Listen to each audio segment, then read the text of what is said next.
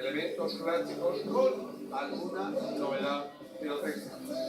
Hay que resaltar también las estrictas medidas de seguridad que este año hay a respetar, con corredores de seguridad en Calle de las Barcas, la calle Periodista Alzati o la calle de la Sangre. Pero eso no impide que miles y miles y miles de personas llenen ya la plaza, los balcones, las ventanas, que están abarrotados de público. Estamos ávidos, con ganas de pólvora. Faltan solo, pues, 5 minutos para que se dispare esta... Y fíjense en la imagen de esa persona tan popular y algarrobo, que es el funcionario del Ayuntamiento de Valencia, que está al frente de todos los... ¡Ya se ha puesto ahí el casco!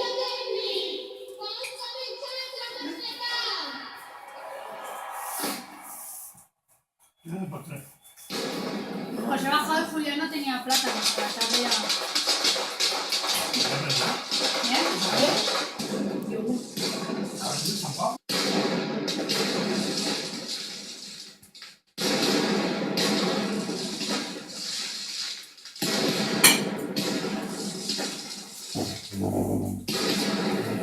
No hemos más que fútbol.